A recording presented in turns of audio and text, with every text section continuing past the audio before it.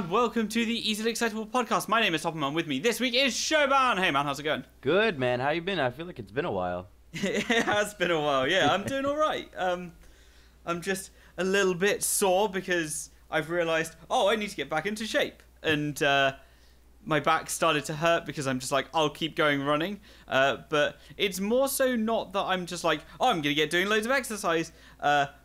Rather, I've been sitting in chairs that like don't have arms and not been leaning on anything, so my lower back's just been like, you should have been leaning on things or lying down at least a little more. So my back started to hurt, but I've just, luckily, like I don't have a gym membership at the moment, so I'm just like, I can just run and do taekwondo, and that's actually plenty because it's a good range of motion. But yeah, just that means I don't need to pick up weights at all, which is kind of glorious because that's true. That's what can hurt me the most. Oh yeah, no, with I feel like cardio always helps out a lot more than people give it credit for. Like like most people are just kind of like, oh yeah, I'm gonna go to the gym, and then it's just all weights. But it's like if you don't do cardio, like you're just cheating yourself because you might be big and strong and whatever, but you're gonna get out of breath very easily for the smallest things. Like right now I'm going to a boxing gym. I've been going there for about 3 or 4 months now at this point. Awesome. I've been doing that ever since I moved from Toronto to Windsor, and because Windsor's so close to Detroit, they have a huge like boxing community there, and it almost feels like it's like they take it so serious. And it's all cardio. Like I go there immediately after work, so around 5 p.m.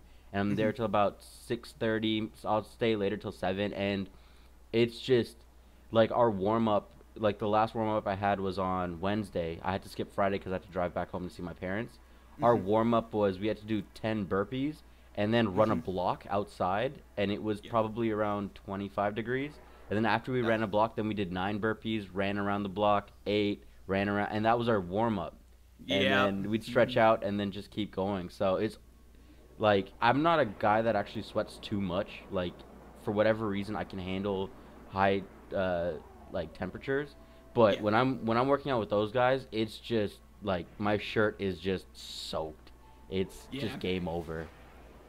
Yeah, it's rather humid here at the moment, and I've just like yesterday I went running and it was raining, but it was also like 22, 23 degrees. So I get back in and I'm just like, I'm soaked because A, it was raining, and B, I'm very sweaty at the moment. So I just had to sit and chill out until I was like feeling acceptable to even have a shower. Because it's just the worst when you're just like, I've been all sweaty, go and have a shower, and you get out of the shower and just like, toweled off, and then just like, I'm wet again because I'm still really sweaty and out of shape. Oh no.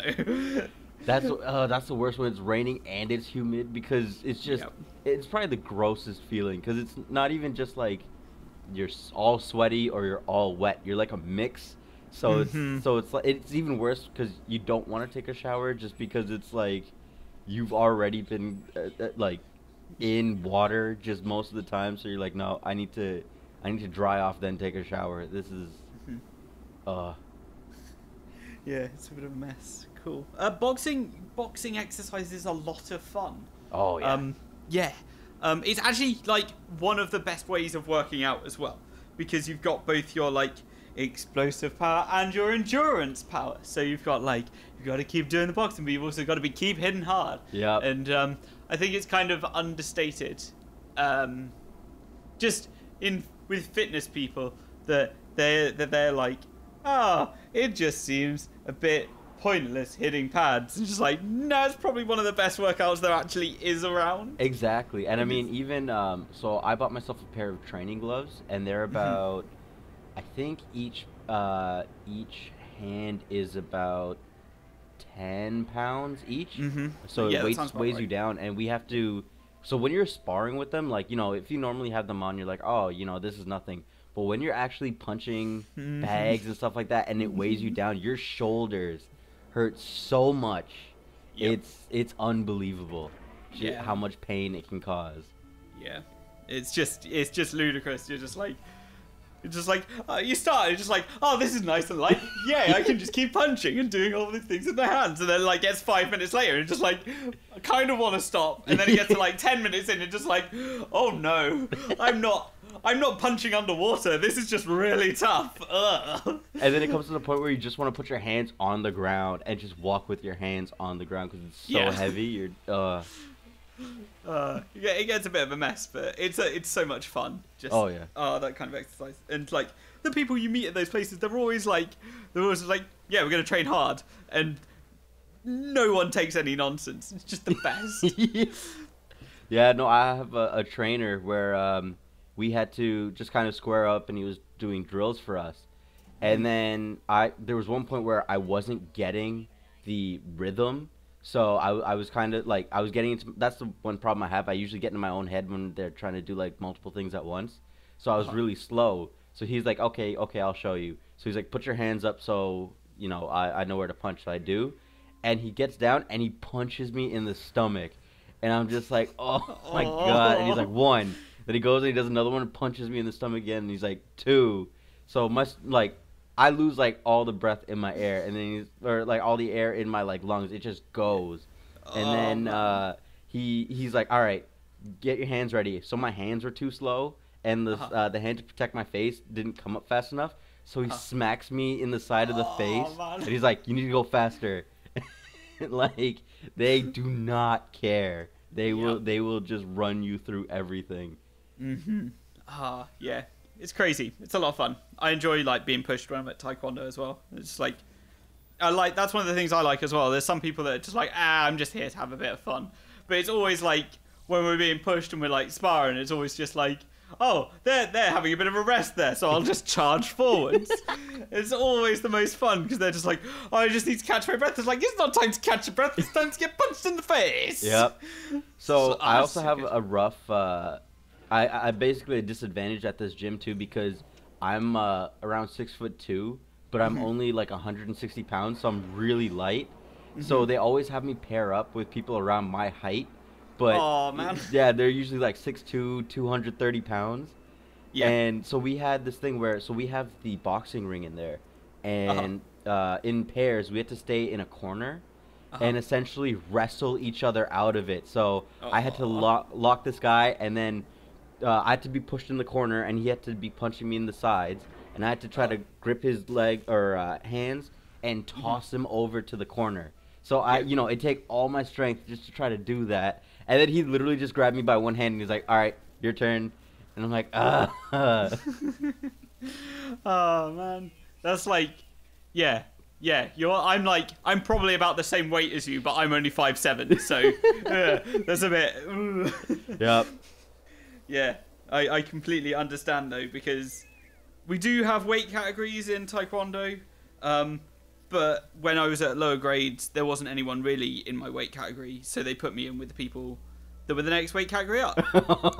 And that goes from, so the weight category I was in was 65 kilos and less. Right. And because it's Taekwondo and it's low grades, the weight categories are really wide, so next category is 65 to 85 kilos. So, no thank you. So I had 2 competitions like that, and needless to say, I didn't win any of the spars because everyone was much bigger than me, and I just couldn't get close, and just heavier than me as well, because I was trying to make it for 65, because they didn't let me know beforehand that there wasn't going to be anyone else there that wasn't my size. So, that's fun. But yeah, size and weight is just like a thing that's infinitely challenging to like come up against. Someone that's bigger than you is like, how am I gonna handle this? But spar with everyone is what the motto in our club is. Just spar with everyone and you'll learn something. For sure. Usually when it's against the biggest of people, for me it's run away and take random kicks in the balls when I can. So yeah, that's probably the smartest thing, honestly. Just stay away from them as much as possible, and then hit them when you can. Yeah. It's certainly an interesting thing. So yeah, coming up soon. Like one of the reasons I'm trying to get into shape is because we're all going to be in Texas in about a month, which is very exciting for RTX. I assume you're looking forward to it. Oh yeah, I'm. So it's interesting because I've been there maybe 3 times, and each year it's always been different. Like the first time I went, I really kind of went by myself, and I didn't buddy up with anybody, and I didn't really kind of know what's going on. I hung out with Derek a lot, and then, I would get introduced to like all you guys throughout that year. The second year, I hung out with a lot of the people from RT Ontario, and then expanded, and just I was basically running around hanging out with as many people as I can. And then this year, I'm rooming with Derek, and we're both Guardians. So nice. it's gonna be, and I think I'm listed as a freelancer Guardian. So apparently there's a lot of running involved. So I think that's good that I'm doing a lot of cardio, because it's probably gonna be needed. Especially You're gonna need it. It's gonna be like 40 degrees. It's gonna be so hot. It's like, just bottles of water everywhere. Crazy, man. But I cannot wait, especially for the food and the people and just the environment. It's gonna be so good. Yeah, it's gonna be wicked. I'm actually really looking forward to it. I don't even know what's going on. Obviously, there's no panel schedule out yet. What is it called? The autograph sessions. Oh yeah, they just coming went up out soon as well. There's been information about that going around, and I'm super. Like you said, I'm super looking forward to seeing everyone, but also the food. Yes, the food. I cannot wait for the food.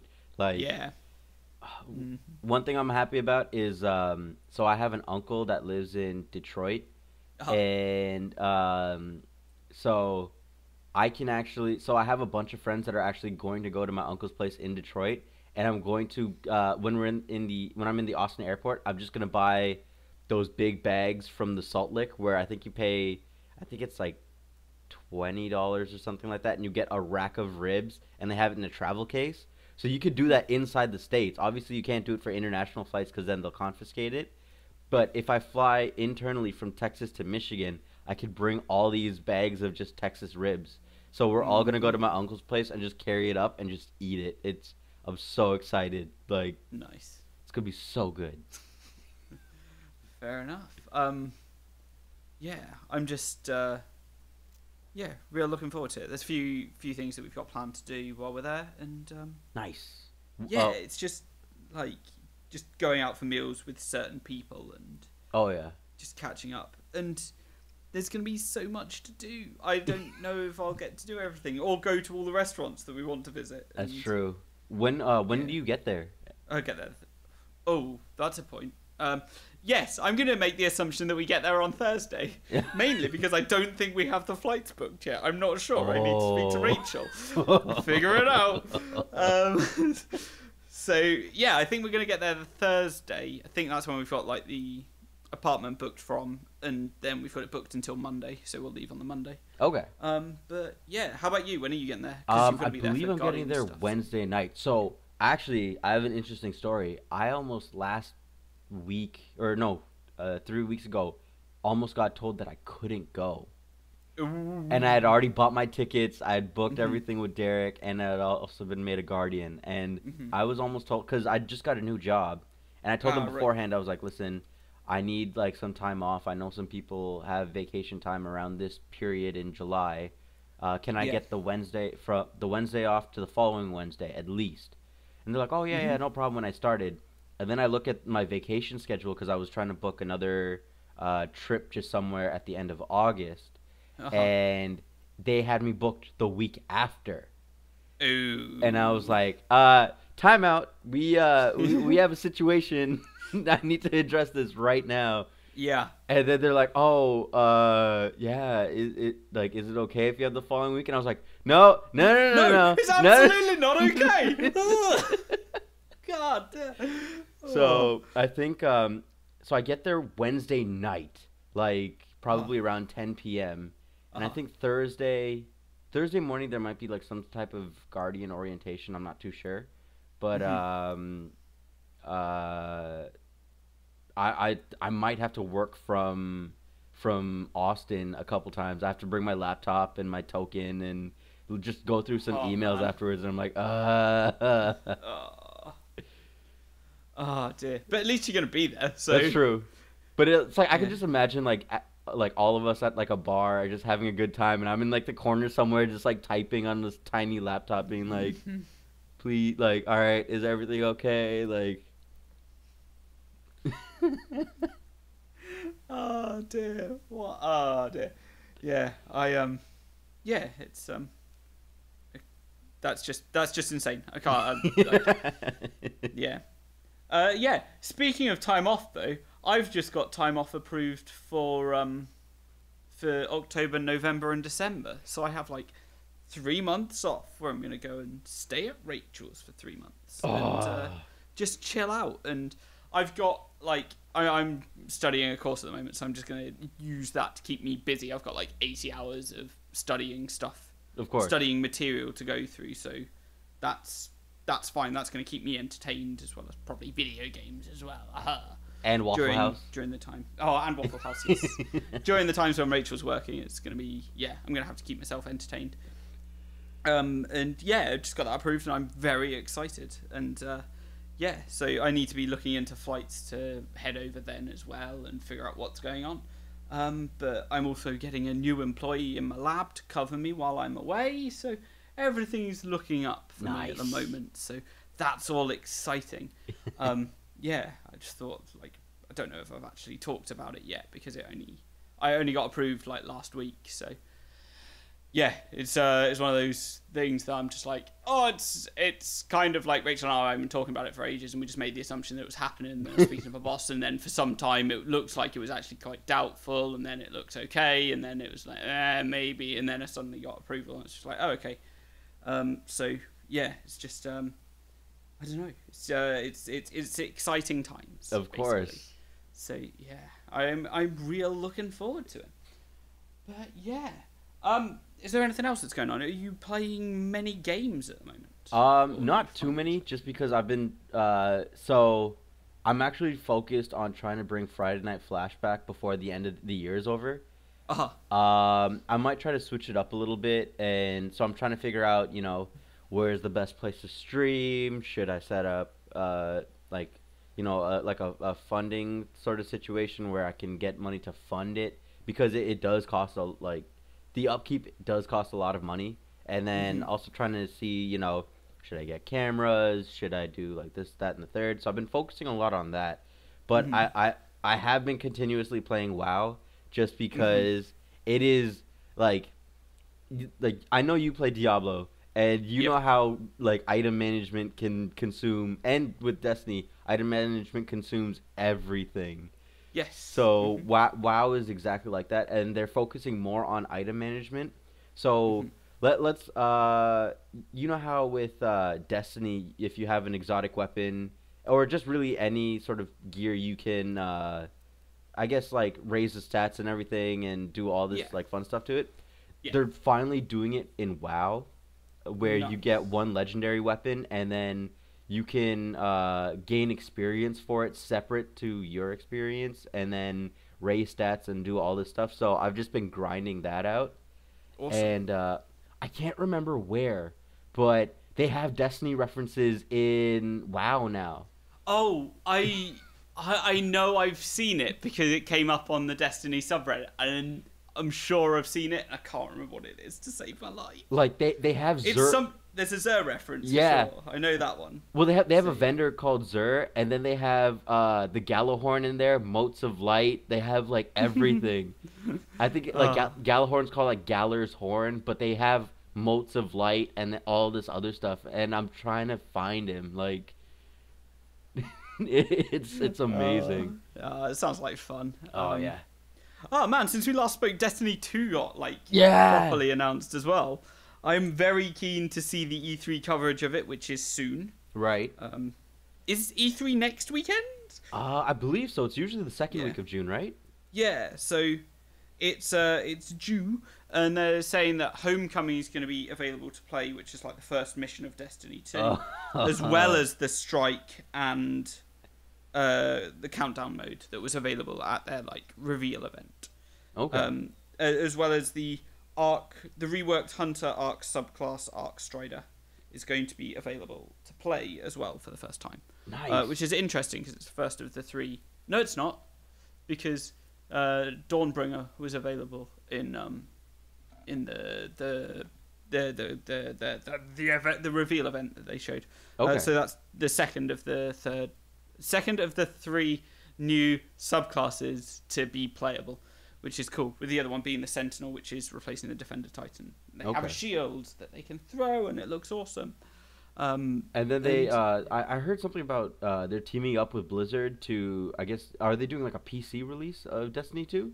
There's going to be a PC release, and it's going to be they're going to use Battle.net to, or whatever they're changing Battle.net to. They're using Blizzard services to do the social side of things. Okay. And Destiny's using like a hybrid server system. Okay. So rather than nope, I don't know how to explain it, so I'm just going to leave it. Rather than it being like strictly dedicated servers or strictly host like peer-to-peer host games, right? They're using a hybrid version that will work apparently very well. Oh yeah, okay. I think that makes sense because with WoW, because it's been a long time since WoW has been sort of the number one game. They had multiple servers just all over the place, and they were all different things. They were player versus environment, PvP, and role playing. So because the population of the WoW servers had gone down, what they've done is, even if you pick a certain realm, they all get consolidated at some point. So you have essentially cross-server play. So if you decide to go into PvP, even though you might be on one specific server that might not be high volume, when you go into PvP, you get put into a collection of different servers that all play, all compete against each other. So maybe they do something like that, like... Maybe, yeah. Sounds interesting. Mm-hmm. Yeah, so... what was I going to say? Something about it. I can't remember. I'm very interested to see what comes out of E3. I really do need to limit myself on watching it, because it's very full of spoilers, and I kind of just don't want to pay attention to it, really. Yeah. I'm looking forward to the release. I've kind of stopped playing Destiny for a while because there's nothing for me left to do in the game. Because there's nothing I want to do. I don't know what I really can do in it. It's fun to play, but today I was just like, oh, what should I do? And I tried playing so many different games. I tried playing Diablo, and then I tried playing Minecraft, and then I played Bloodborne for a bit, and I played Dark Souls 3 for a bit. And I was just like, I don't know what I'm doing. I didn't play any of them for more, consistently for more than 20 minutes until I eventually settled on playing some Minecraft for a bit. Okay. So. Honestly, and Rachel might get pissed off at me for saying this, the first 20 levels in WoW are free. I don't have a computer that I can play on. Because I've only got my Mac, and it barely handles anything at the moment. Fair enough. I can barely play basic Minecraft on it. Oh, jeez, okay. Yeah, so, no, if you had a semi-decent laptop or a computer, I would have just said go for that, because even if you play, because at least the customizations are there, right? Because then you have all these different types of races, and then all these different type of classes, so you could literally play everything up to level 20, see which ones you like, and then just kind of go off on that. Yeah. Cool. Yeah. That would be a game I want to get stuck into. But as I said last week, you obviously weren't here. I was talking about how I kind of want to get Final Fantasy X, X-2, Final Fantasy 12. That comes out in 2 weeks, I think. Oh, or yeah. it might come out July. I think it comes out July 11th. So the week after RTX. And they're just a few 100-hour games that I would like to sink my teeth into, as well as Kingdom Hearts 2, and all the sub games that have come along with those, and the 2.8 prologue to 3. And so there's so much I want to play that I'm just like, oh, this is a thing. And I'm very much in the mindset of I don't have money. I can't buy those. Because I'm trying to save because I've got 3 months where I'm not doing any work. So it's just it's just save, and hopefully in the future I can afford some games. Definitely. But for now, Well, that's the statement. I know we kind of mentioned this a little bit before we started, but I've actually been looking at getting a Switch just because of that new service that came out. Like that is, it's $20. What was it? It was $20 a month, and then $20 a year, and then you get access to a library of classic games. It's not because at the beginning of the year they said, oh, you'll get one classic game a month, but at the end of that month you have the option to buy it. Now it's just sort of all accessible. It's just so like that. If there was anything that would pull me in, like that's it right there, like 100%. Because if you have access to everything, a Switch is what like somewhere in the low hundreds, and then or maybe like 200 something. I haven't looked at a price in a while. For me, it's the same price as an Xbox One or a PS4. Oh, really? They're £280, whereas a PS4 at the moment I think it's 250. An Xbox One's probably the same price, like 250 as well. Okay, so they're really still sought after. Well, the thing is, I think like I might have to double check, but I thought the Switch is not region locked, and it's the first console to not be region locked. Ooh. Right? So that's the thing. So who knows? Maybe like at the end of the year when you're in the States. Yeah. I've been watching Game Grumps play Breath of the Wild as well. Oh, that's such and that game makes me go, oh, I want a Switch just to play this game. With the announcement that there's going to be like past Nintendo titles available on like their like on an arcade style where you can just pick whatever one you want to play and play it. It certainly sounds like a very appealing console right now. Oh yeah, no, for sure. Because there's so many games I've like never played. I picked up Ocarina of Time for the 3DS. And I am very slowly working through it. Very slowly, in fact, that I haven't even... I'm, like, just getting into the Deku Tree, which is the very beginning of the game. Because I spent my time on the trip that I bought it for actually coming up with world ideas for D&D. But that's beside the point. I bought it, and I was like, oh, this is cool. And, that's one that I'd really like to spend more time in. But I actually, like, if I'm in my apartment, just chilling out, I'd rather... load up the PS4 or Xbox on the big screen, of course, rather than play the 3DS in front of me, which I'd rather reserve for traveling. Of course. So I have a feeling when we're going to Texas or when I'm on my way over to the States that I'll probably play it quite a bit then. No, fair enough. So I also just looked it up right now. Yeah, the Nintendo Switch is region unlocked. So. Oh, that's mad. That's madness. This is a game changer right here. Bad news for me. Haha. Yeah, fair enough. Cool. So that announcement of just them being like, here's a whole bunch of old games. Enjoy. Like, that's very tempting, isn't it? For $20 a year, like, and that's also their multiplayer service. So imagine if. Like the PSN was just kind of like, okay, yeah, for the same price, you get every single former PS1, PS2, and PS3 game. It's like... Well, I mean, PS Plus for PS3 was free. True. And you got your online services. Admittedly, it's taken a big step up, having gone to be paid for PS4. Okay. But, because, now you pay for PS Plus. But, it's definitely better than it was in the past. Okay. Actually, I'd argue that PlayStation's in a better state than Xbox right now, but that's just... I don't know why I have that. No, I agree. I agree. It just seems to be that way.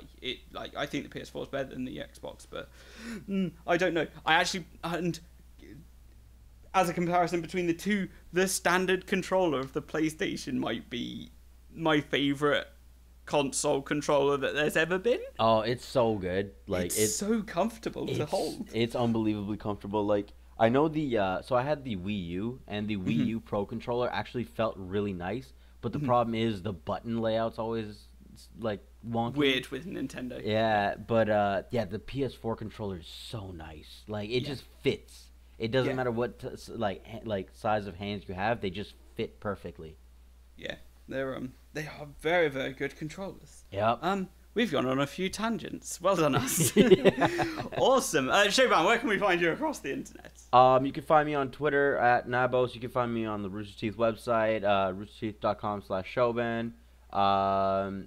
Again, Friday Night Flash is coming back soon, so once I actually kind of figure that out, I'll let you guys know, and hopefully that now that sort of my life has kind of calmed down and settled, it should be a little bit easier for me to upkeep with that and do some cool things with that. So Nice. yeah, be on the lookout for that, and yeah. Cool. I can be found across the internet at Etherfart or at Destroyed Topham, depending on the platform. Instagram will be Etherfart. I haven't actually posted anything on any of those things for so long, other than like automatically generated tweets from like my daily journals, and this podcast coming out. So I don't really know what's going on. I'm just kind of taking a big step back from a lot of that stuff, but that's okay. That's fine. Thank you, Shoban, for being my guest this week. Oh man, thanks for having me. It's always great just coming here, just kind of talking about everything. So awesome. Yeah, it's good to have you here, and I actually can't wait to see you again at RTX. I'm well excited for it. I'm so looking forward to it. It's gonna be so good. It's so close. It's so close, man. Awesome. Thank you everyone for listening. Have an exciting week. Goodbye. Bye.